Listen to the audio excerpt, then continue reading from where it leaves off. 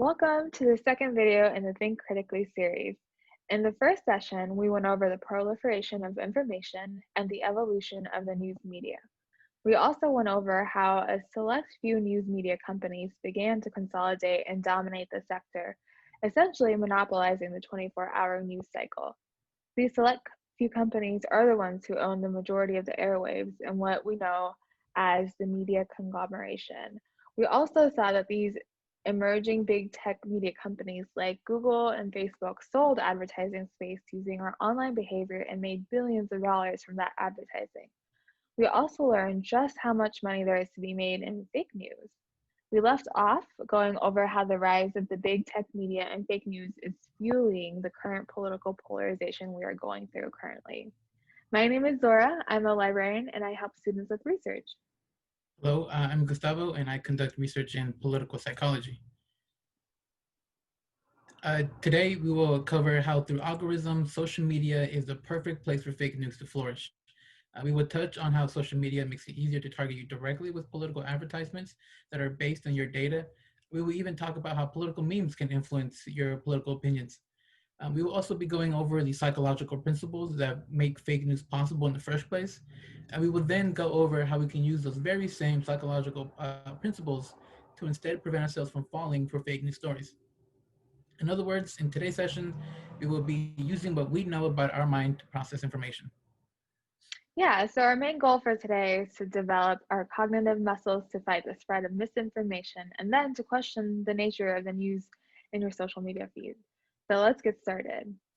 Wait, Zora, I've heard people, and often find myself doing this a lot, use the term misinformation and disinformation when referring to fake news. Are they the same thing?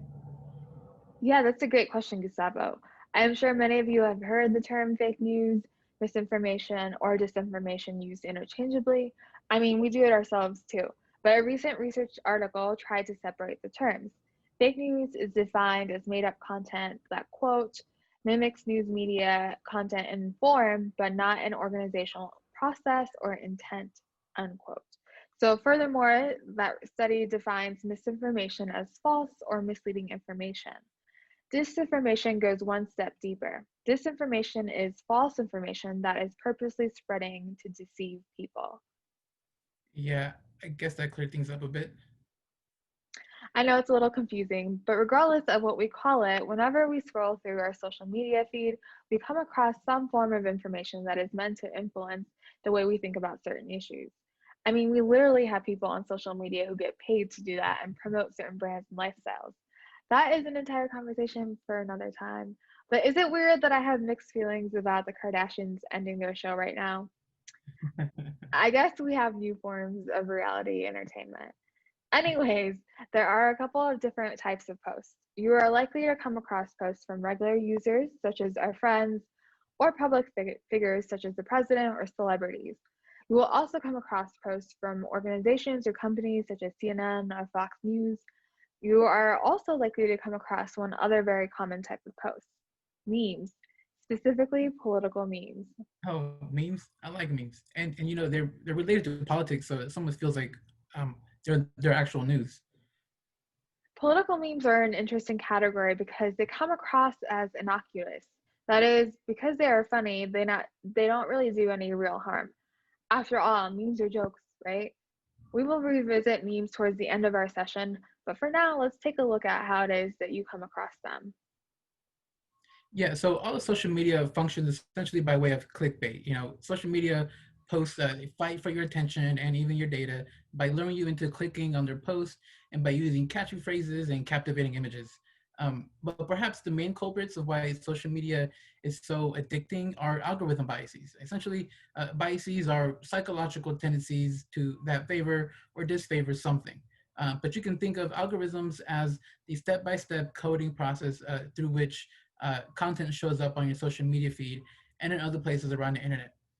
These algorithms can be biased, in the sense that they generate content based on how you are likely to interact with the content. Moreover, the biases in the algorithms that govern your social media feed are the main reason why social media is the perfect site for misleading information. One of these biases is called popularity bias. This is essentially pointing out that the postings that we see on top of our social media feed are popular among other social media users. Essentially, because of the popularity bias, you will see stories that go viral. But you gotta be careful because not everything that goes viral is because of human interest. A 2017 research study conducted by Verrill and other colleagues found that about 15% of Twitter is composed of automated accounts, aka bots, that pass as human accounts. These bots can then generate all sorts of social media activity that causes certain stories to reach you through the popularity bias. Yeah, and yet there are other type of algorithm bias, such as and according to tech activist Ellie Pariser, a filter bubble is the quote personal universe of information that you live in online, unique and constructed just for you. End quote. These filter bubbles can lead to online isolation and what some people call echo chambers. Now, I know it can be confusing with all these terms, but let's say, for example, Zora tends to look up a particular news story and or even like content pertaining to that news story. After a while, she will be filtering through her social media in a bubble that talks about the story she's interested in a way that already matches how she feels about the story. In other words, she will only see and hear opinions of that news story from which people already agree with her views. She now finds herself in an echo chamber. Okay, I think I got it. So filter bubbles are basically the stories that would show up as an option in my feed because I liked a particular post or maybe shared it or even commented on it. So by doing so, the algorithm provides me with more information that matches my belief or interest regarding a topic or a news story. So other information is being filtered out and I'm kind of locked in. I am now in an echo chamber because my views are being repeated and reinforced through the content I am being fed by the algorithm. Yeah, so if you tend to like cat videos on Instagram, you'll be provided with more cat videos. Yay, I love cats, so I'm not opposed to seeing more cat content on my feed. That is great. Yeah, but until it's not, cat content, as you say, may be harmless, but when it's other types of content, particularly in regards to, I don't know, politics, then there is a potential to reinforce your beliefs and filter out differences. So underlying the filter bubble bias are our very own human bias, particularly the confirmation bias. Confirmation bias is a tendency for us to seek out information that aligns with what we already believe to be true. In other words, through the confirmation bias, we look for news stories that will reinforce our beliefs, leading to holding more polarized views and ultimately polarization. Another form of human bias is motivated reasoning. Motivated reasoning is the psychological tendency to use logic and our own thinking to reach a desired conclusion.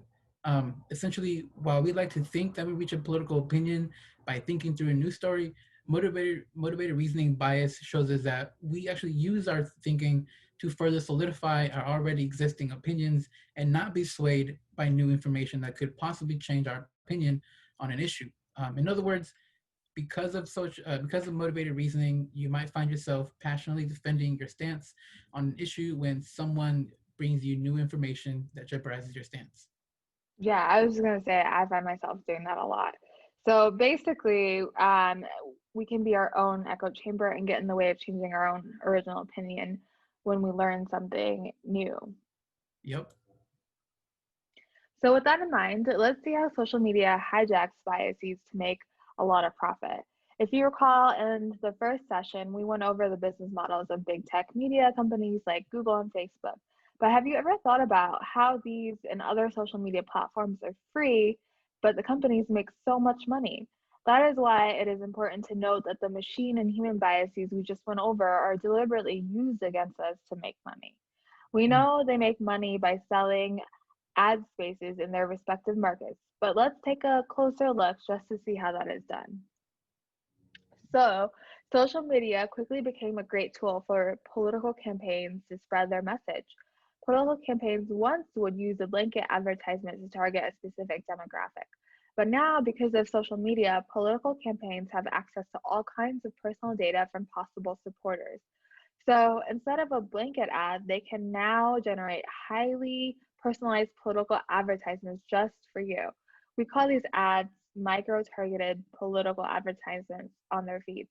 So they do this through data harvesting, which allows big media companies to collect and use large amounts of personal data from online sources. Yeah, the best example of this comes from Facebook and Cambridge Analytica, which is a political consulting company. Cambridge Analytica stole trillions of data points from millions and millions of Facebook users. And how do they do it? Simple. Cambridge Analytica sponsored a personality quizzes that showed up on people's Facebook feed. Those quizzes that tell you what your personality type is? Yeah, those quizzes. Anyway, people took the personality quiz because, well, why not? It's fun, right?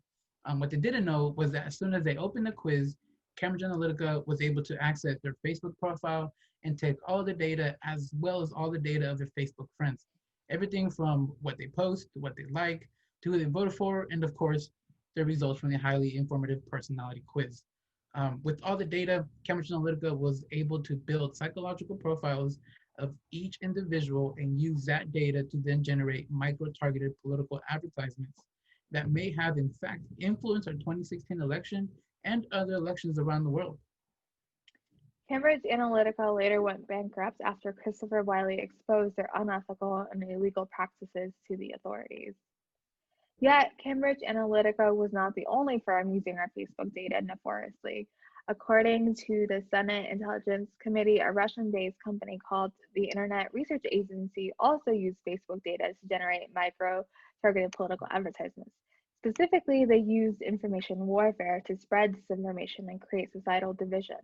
They attempt to deceive millions and millions of users in order to polarize us based on our differences. You know, we looked at that Senate report and found the political advertisements made by these Russian trolls who generated fake news content. On the screen there, you'll see the social media posts they made. You'll notice that these fake posts were targeting both sides of the political spectrum. So if you were scrolling through social media leading up to the 2016 election, there's a chance you came across a couple of these types of ads. Um, what's cool is that in the Senate report, we also found the metadata for these political ads, meaning we were able to see who the ads were for and who actually saw the ads. So let's take a look at one together. On the left here, we have a fake Facebook post by a Russian troll. On the right, we have the metadata, and the first thing we will look at is the full text. I'll give you a quick minute to skim through it, but I want to direct your attention to the main purpose of the message at the bottom. The purpose was to stage a protest organized by a fake news account. Just think about that.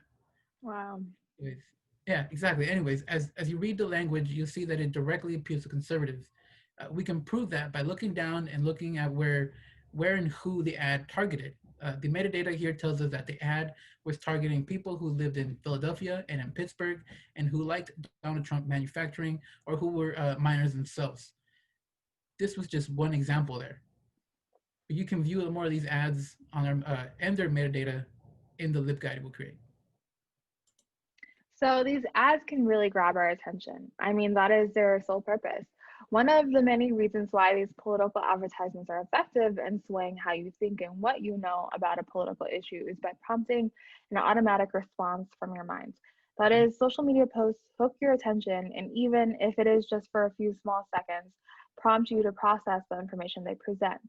Let's take a closer look at the psychology of fake news by understanding how we process information. Yeah, so research shows that our minds can react automatically to information, but we also know that our minds can slow down and take their time thinking through information. In psychology, we like to call that automatic and quick thinking system one type processing because it evolved sooner than the slower and more deliberate system two type processing.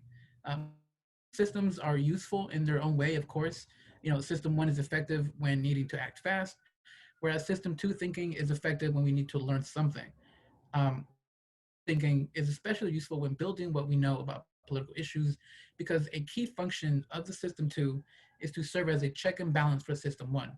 Uh, in other words, you use your system two to reflect on your initial impressions that were generated by your system one.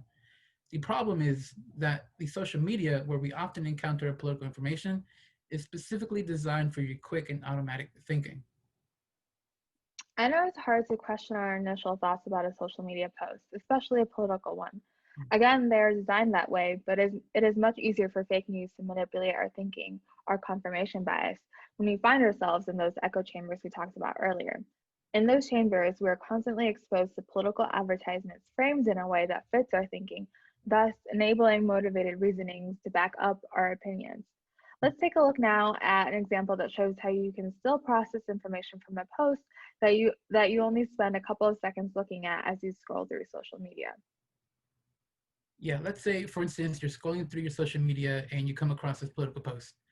Perhaps the first thing you'll see is the username. Even without wanting to, you'll read it. Then your eyes will swoop down to look at the accompanying graphic. You will linger there for a while before processing the text below it. Your eyes will move back and forth from the graphic to the text and back to the graphic. The instant connections you made will linger even after you scroll past the post and see others just like it. But say instead of scrolling past it, I decide to skim the post and read just the headline. What can you tell me about that then? Well, reading a headline is better than reading anything, but you can still be influenced by the frame of the message in the post. That is, the way in which the message was written. So these posts here specifically contain appeals to patriotism, loyalty, and makes clear divisions. It is essentially appealing to your morality and your worldview. And this is all based on our extensive personal data and social media. But you say that it is more appealing to our morality? Yes. So you see, psychologists have discovered that political morality can be divided by five separate foundations that evolved psychologically with us as we evolved as a species. They are one, care, which is characterized by our innate desire to protect others from harm, fairness, which is characterized by the idea of reciprocal altruism, that is, you do something for me, I do something for you. In group loyalty is characterized by tribalism. This makes it easy for us to get into all types of groups. Authority is characterized by hierarchy and social interactions. Think of how at every job you will work at, you will have a supervisor who has a supervisor who has a supervisor, and there is a certain way you must address each, kind of like in the military. But the last one of the five is purity, through which we attribute ideas of disgust to certain targets while at the same time sanctifying others. Yes, the purity foundation generally carries religious undertones, as you might expect, um, but consider the phrase, the body is a temple. This is a saying and a practice that people engage in that is based on the purity foundation. For example, based on this foundation, people eat healthy, and for others, it is a reason why they don't like to see tattoos on people. It is also the reason why the United States flag means so much to some people, because it is considered sacred under the purity foundation. So, in short, uh, frames within social media posts and elsewhere can appeal directly to your morality based on these five foundations we just went over.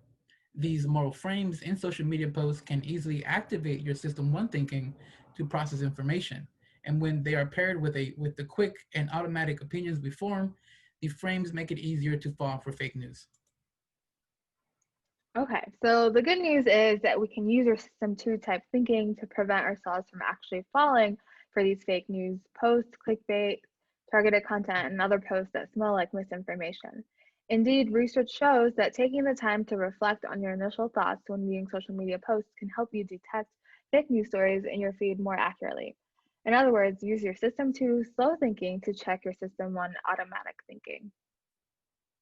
So that's all great, but choosing which news story to slow down your thinking to reflect on your initial reactions can be a bit difficult if you find the information funny. Some political advertisements might not be fake news per se, but they can still influence your political thoughts, attitudes, and behaviors. Mhm. Political memes, like the one on the screen, for instance, on the surface level look innocuous. I mean, they're funny, so they can't be harmful. Yeah, but in fact, a study surveying college students across the country found that students are more likely to like and share political memes than any other type of social media post. Political memes are not just funny bits of information. They're powerful social media tools that we use to structure what we know about a political issue, and because of biases, they can strengthen our already existing political attitudes. Okay, so let's take a closer look at these memes. And Gustavo, why don't you apply those principles of morality we went over and break down those memes? Sure, but let's first start by establishing a clear definition of political meme. A political meme is a unit of digital information that that carries a bit of culture, oftentimes in the form of parody. They have distinct features, specifically a political meme or any meme for that matter, really. Um, will either have a text superimposed on the graphic or have the text in a white box near the graphic. On the screen here, you will see a collage of political memes put together by researchers that were used in the United States 2018 midterm election. Wow, that is quite a lot of memes. Yeah, I know, but let's focus on a few. This one here is about the news of how much Donald Trump paid in federal taxes. It is indeed funny and carries with the information for liberals that are based on the fairness moral foundation. Some liberals would see it as not fair that Donald Trump only paid what he paid while a fast food worker pays more. This other meme here is also appealing to liberals, but this time you'll see in-group loyalty foundation at play here because it is making fun of Republicans. If you are a liberal and you scroll past this after you chuckle at it, your negative views toward Republicans will grow more negative or at least be reinforced.